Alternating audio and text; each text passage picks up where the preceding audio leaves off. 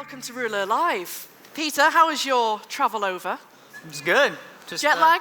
Or are you okay? I mean, there's a coffee shop right over there, so I do equal parts beer, coffee, and I just hit equilibrium, and then I fly home tomorrow. So. Keep it going in that way, Great to see you here at Rouleur Live. Thanks for having me. Great to see yourself, Danni, and Maddy, yourself. I want to really get into how it's changed in the scene of gravel and the fact that it is its own discipline and the way it's evolved. And Pete, for you, you spent 9 years in the World Tour. You were racing for Garmin Sharp with Trek Segafredo. In 2019, you stopped your World Tour road racing career, and you were really one of the first who decided to make that change and I guess have that alternative racing option. How did that come about? That's the best thing I've done in my career. It was right time, right place. There were these races hopping off in California, and friends were just telling me like, oh yeah, you should hop into these things. They're great training rides. You know, it was a fun adventure. And in 2019, I convinced my team at the time I was going to be home preparing for the Tour of California. And I was like, yeah, I want to do this thing called the Belgian Waffle Ride, this thing called the Dirty Kanza, which is now called Unbound. And they said, okay. So they didn't quite understand it, but they let me go. And I won the BWR. And Trek Sports Marketing divulged to me that was one of their biggest, like, sports marketing clicks and hits of everything the road team did the entire year. It was monumental. And I was going up a climb, promptly dropped in the Tour of California a week later, and people were screaming like, that's the Belgian waffle winner. And it was this moment where it was like, there's something here. And at the finish line, they put my dirty, grimy bike on top of the bar, and beers were being passed through it. And it was this moment where it's like, this is a really hard race. I suffered as much as a World Tour Classic, but it's this whole other aspect in this lifestyle around it, which I really like. So I decided to jump off the deep end. You're incredibly competitive. You spent those 9 years in the World Tour racing for some of the best World Tour teams around. Did you always want to continue that competitive streak in gravel racing, or was it more the lifestyle that you wanted, a new challenge, a new adventure? I mean, I'm a really competitive person, but I was definitely becoming a bit disillusioned with the selfish lifestyle and also the life abroad, you know, having my family in California. And it was this reckoning moment where it's like, when you have the number on, it's a hard race. The whole point is to push yourself when you pin the number on, but as soon as you cross the line, like, you can just, and I'm trying not to make it sound negative, but in gravel, I could be a person who races a bike versus a bike racer that happens to be a human, which I felt like the World Tour was getting really robotic. So. and Danni, for you, your path was very similar. You came to the sport of cycling relatively late on. You started road racing in 2017. You were racing for DAS, which is a UCI Continental women's team based in Great Britain. But for you, you had some great results on the road, and you had a brilliant result at Unbound in gravel. What differences did you see whilst combining the two disciplines? Yeah, I think for me personally, like I absolutely loved the road scene, but I always had a full-time job alongside it, you know, doing the 5 a.m. training. And I think as a rider coming into it quite late, and you only get a certain calendar, and it was only like the odd race you're able to prove yourself. And it just, it became quite hard. And it was during COVID that my dad had a gravel bike, and I just took that into the forest, and I was like, wow, this is amazing. Like, I want to race this bike. And that's when I started looking into gravel a bit more. And to be honest, in the UK, there wasn't really much. So I went and did a race in Spain, near Girona, where I live now, actually. And similar to what Pete was saying, when I rocked up there was this amazing vibe. It was like everyone was there to race hard, but then after it, everyone sits around a campfire and chats about their race day. And I think when I saw that, I was like, how can I do this a bit more which is when I started looking into the US racing scene and went and took on Unbound. And then I got a result there, and that just opened up so many more opportunities than I ever had on the road. And that's kind of when I swapped like Pete and went to gravel. Made the change. For you, Maddy, your approach and step into gravel racing was very different. You were doing triathlon back in the day. You'd come from a very successful job in the city working in finance, and you've got a brilliant YouTube channel as well where you've got a fantastic community. But for you, your approach and your way in was totally different from that World Tour road racing approach. Yeah, my kind of route into gravel was a bit unusual. I think I never really did much road racing. I gave it a go, and I just didn't really like the scene much, and I wasn't very good at it, in all honesty. I think the physiology that suits road racing versus gravel racing can actually be very different. In a gravel race, you kind of do like the sustained, very hard effort all day, and I love that kind of effort. Whereas road racing, there's more surges, which didn't really suit me. So I kind of had a go at road racing, wasn't very good at it, didn't really like it, very quickly found gravel. And yeah, like similarly to what they both said, like the atmosphere of gravel racing is just amazing. Like the kind of camaraderie between the racers, and like regardless of like how you do, you're gonna have a really, really hard day out on the bike, and it's gonna be an adventure. And even if you end up having 5 punctures, you finish the race with an amazing story. So like regardless of how it goes, what happens, what mechanicals go down, and like it's gravel racing, honestly anything can happen. And I think that's way more entertaining, way more exciting, and yeah, kind of why I've ended up in this kind of discipline of the sport. Do you feel then, in comparison to road where it's very much about the result, and of course if you're a part of a team you might find yourself as a domestique, or you're a sprinter, or you're a climber, and even if you're a leader within a team and you're trying to deliver a result, of course, the big focus is on winning. Do you feel like that's a different approach in gravel? Of course, you want to win the race you're in, but it's also about the process and everything that can happen, because some of the races are 200 miles and anything can happen during the race. Do you think that kind of approach and the difference, and also sometimes being a little bit self-sufficient, is maybe where you get your satisfaction from? I totally think that. I think it's more about the story than about the result a lot of the time. And like, yeah, it's amazing. You can have an outstanding result and that be something to talk about. But like, regardless of the result, you normally have a tale to tell at the end of the day. And I think everyone's story is different. And that's why some of these races are amazing, because you end the race and everyone kind of shares their experience and everyone has different stories to tell. And I think, yeah, it's much more of an exciting experience for like the racers.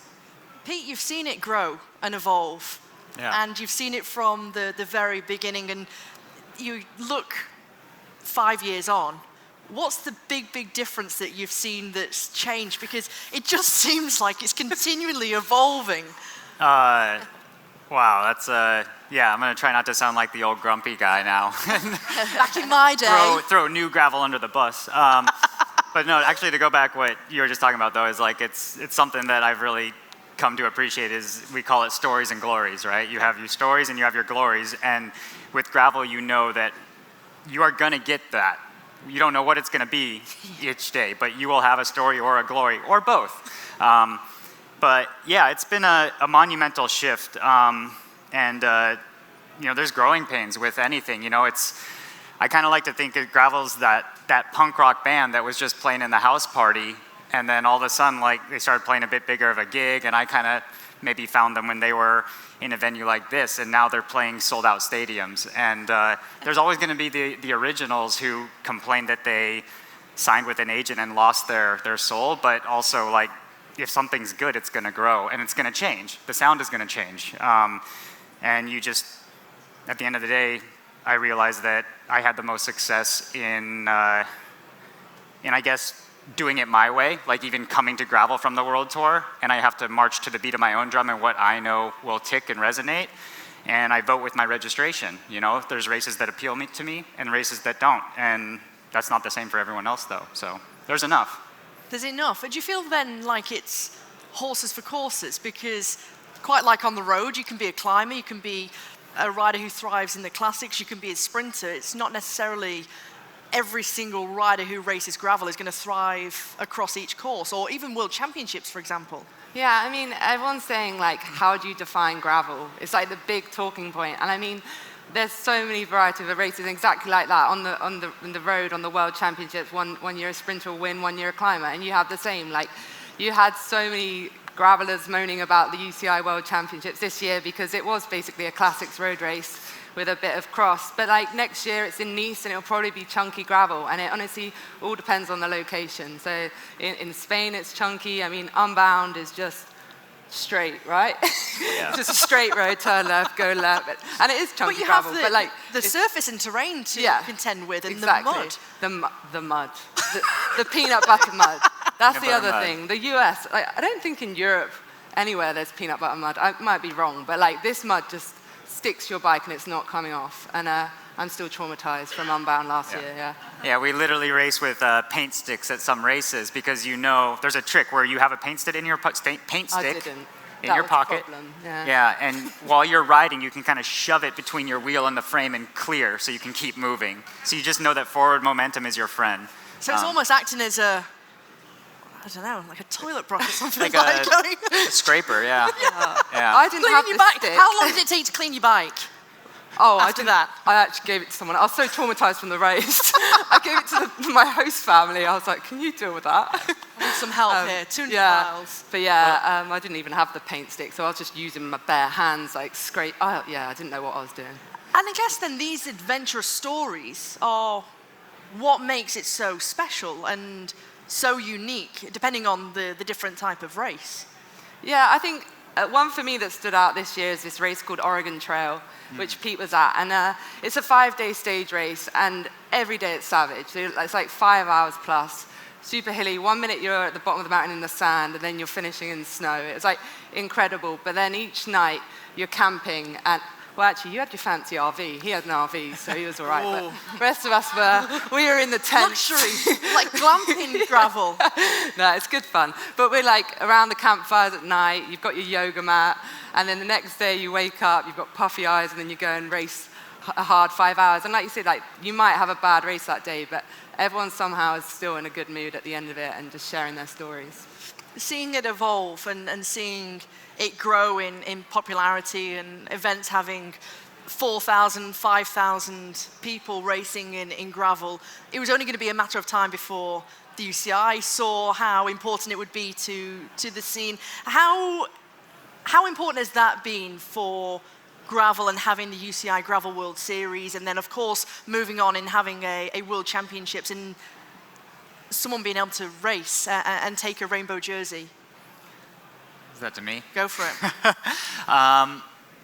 It's, in the US, we're, as a whole, pretty distrustful of the UCI, to be honest. And these races were selling out and were lotteries just to get in without them. So it's kind of overall been like we're doing just fine, thank you. And it's, yeah, we don't need it. And I do realize in Europe, with my previous career, that it's not questioned as much culturally. Like, if you want to race your bike, you take a UCI license, and that's what you do. And also, the US, we have these big, wide open spaces, which is US gravel. And in Europe, the style is, it's a lot denser population. So you have to loop around more. So everything looks and feels different. And as far as the UCI races, it parlays mostly to the pure racer. I don't think it focuses on the overall vibe and the communal experience of the event the same. I loved watching the UCI World Championships this year. I viewed it as a really dirty Tour of Flanders, but it also, from the US, we kind of look at it as like an exposition race for some of the World Tour pros with a course that suits them, versus you don't see, they are the best engines in the world, but in a race like Unbound, for example, you actually have to specifically prepare for the discipline and the effort and be, like you said, self-sufficient with the equipment, the aid stations, the tire plugs, and all the other things that actually make you be a successful gravel racer on a whole. So, I mean, the gravel world still views Unbound and the Traca as the two biggest pure gravel races. Do you feel like that's your World Championship, actually, just without the rainbow jersey then? Unbound is gravel's World Championship, yeah. Yeah. And Lockie's talking tomorrow, so you guys can come bug Lockie about that. Absolutely. I see you nodding there as well, Maddy, in agreement. And for for you, coming from I would say, a purist gravel background, and then you come to the World Championships, where you've got a lot of road riders, of course, Marianne Vos winning this year. We've had Gianni Vermeersch, who has won. Kasia, of course, last year, Matti Mohoric. Matti Mohoric went to Unbound this year, and of course he was a big topic. It was a big talking point alongside his teammate Matej Govakar. But of course, they're not able, or weren't able to compete against those who were thriving and are doing gravel day in, day out. Yeah, I think it's such an interesting topic because gravel races, they just completely vary hugely, like Pete was saying. Like some of the UCI World Series races are like more typical gravel races, have a good vibe. Like I did one in Kenya this year, that was pretty epic. But then you have some that basically feel like a road race on a little bit of a dirty road. Like I did one in Sweden, which honestly could have been a road race in terms of the dynamics. And as you were saying, World Champs this year was basically a road classics race. So the courses, and I don't think the UCI have really fully maybe understood yet what gravel is, and I think maybe we all haven't understood yet what gravel is, and that is one of the great things about gravel. Like, you can choose which races you want to do based off which kind of gravel you like, and maybe the pro roadies can go to the kind of gravel races that are more like a road race. But from a perspective of maybe a rainbow jersey, I think there needs to be some level of like riders almost like showing some sort of commitment to the discipline before the World Championship, because this year we found like there were a load of road riders who showed up who'd never done a gravel race before, which is pretty mad to show up to the World Championships of a discipline. And it wouldn't happen on the track or on the road or in cyclocross, would it? Imagine if I showed up to the World Track Championships. I think that would be a pretty shocking experience. Do you have to change your equipment then when you've got different courses in terms of gear ratios, tyre width, wheels, the lot? I mean, particularly as a privateer as well. How hard is that? It's actually quite a lot to think about. I would say I don't change my setup that much because I pick races that are very gravelly. So on the whole, I'm thinking like wider tyres, like I've got a chain catcher on. I'm thinking like I need storage, I need a hydration vest, it's going to be a long day out, I need to think about drinking a lot. But if I do sign up, for example, to the World Championships and show my face there, I do then strip down on I don't need to wear a hydration vest, for example. So like you do have to change and you just have to think about it. I think some people are more anal with like changing their tyres for every single course. I find it easier to not change my tyres. Some of us are better at setting up tyres, tubelessly maybe. But I would prefer to just run the tyres that I'm riding most of the time.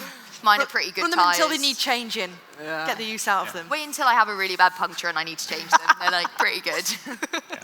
Danni, for you, having seen it from a UCI Continental road team and then coming into gravel, do you experience more equality in terms of the distance, the prize money, the way that the gravel racing is?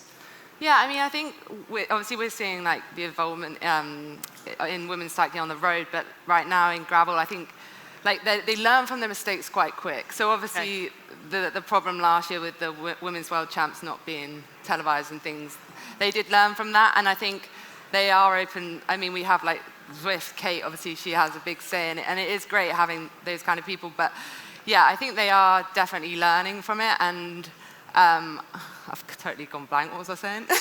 About the equality and the distance, and then of course, as you mentioned, the television coverage, which was fantastic and this that's year what to I'm see. saying. Sorry, I lost my train. So like with women's only starts in gravel, the biggest thing is like I'm getting set off with Pete, like at the start of Unbound, and then it's like whoever can survive on the men's will like the longest will probably get a decent result. Or whoever's boyfriend is the most committed to them. That's the other one. The amount of races. No, the amount of races where I've been there and I've been like, that's her boyfriend, and it's so annoying. Like it's infuriating. Like, I mean, that says about the athlete because you don't like we're strong enough. We don't need men. Like we don't need you guys to pull us along. Like we can all race each other. You know. No offense. You're great. But do you think guys, let me have my own race. And that's what I think I'm for hire. gravel is learning. And like Unbound last year, like it was huge seeing that the women, you know, we had our own start. It was amazing. And funny enough, we broke the record of the course, and that's what they were worried about. They thought we were going to be too slow. That's why they set us off with the men, and then we broke the course record. Thank you very much.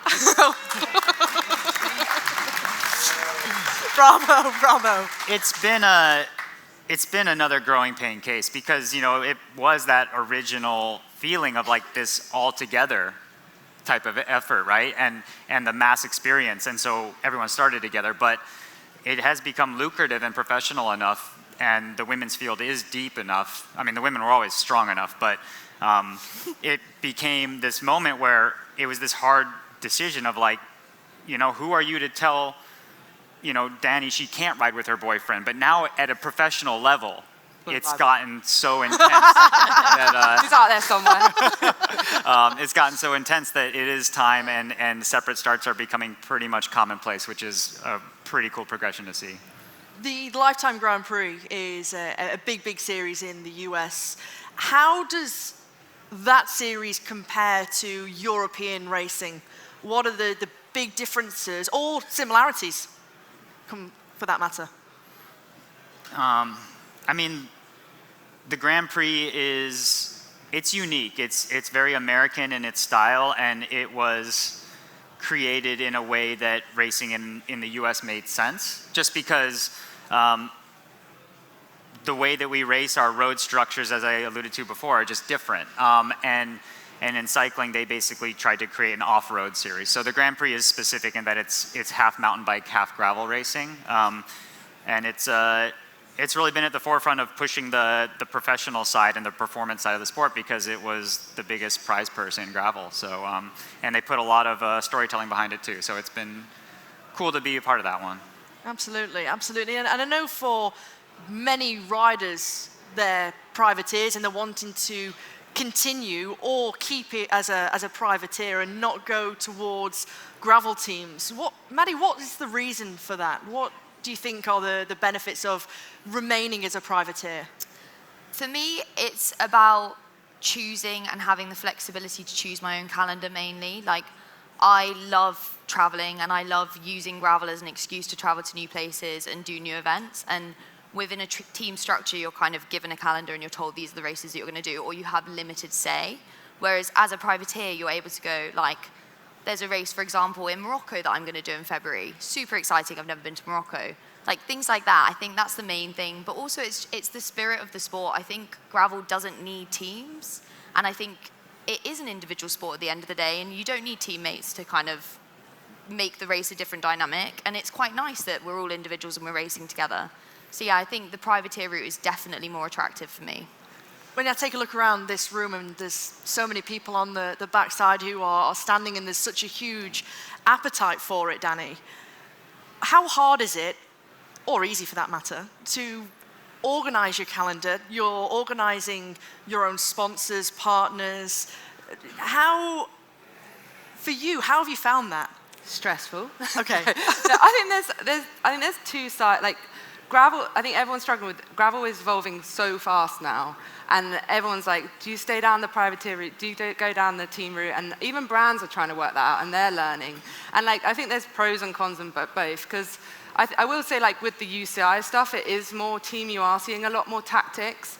But then with the Gravel Earth series and stuff, you can very much still be the privateer, and that's what I love. I love the brand building and, yeah, working with lots of different brands and storytelling, and also the communities that these brands create around gravel. So, like, before Tracker, one of my brands will, like, do an event where everyone can come and join and do like a shakeout ride. And then I think that's what's special about gravel as well. Like, yes, us pros and elites will start be at the front of the start line, but then anyone can do the right race. Us women are racing 200 miles, the men are racing 200 miles. The prize money is equal. So yeah, it's heading in a great direction. And I guess for you, this year you had a fantastic performance, a great ride at Badlands. And I guess for you, you can have that opportunity to choose what you want to do. You're not always having to go with a team and maybe race somewhere where actually you'd rather get a training block in, for example.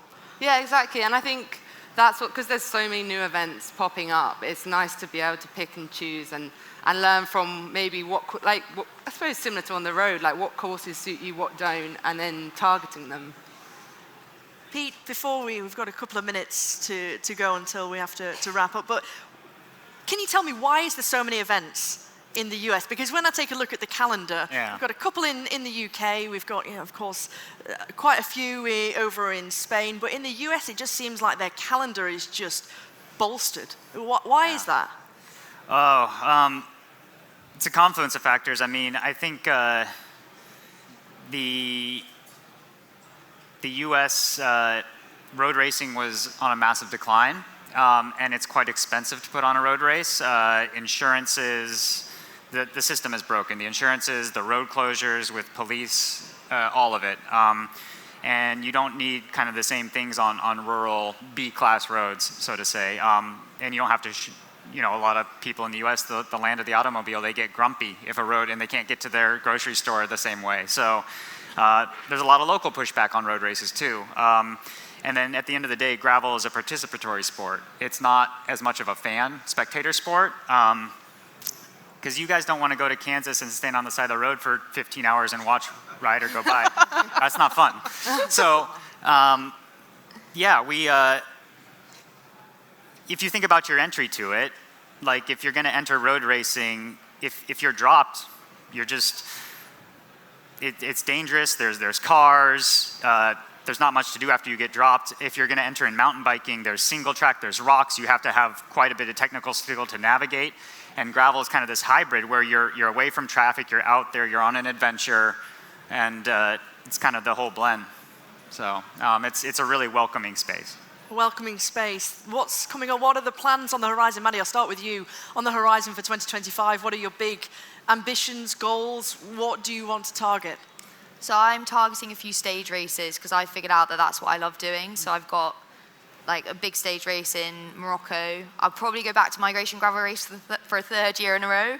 I was thinking of like holding back this year, but I think my FOMO will be too extreme if I don't go.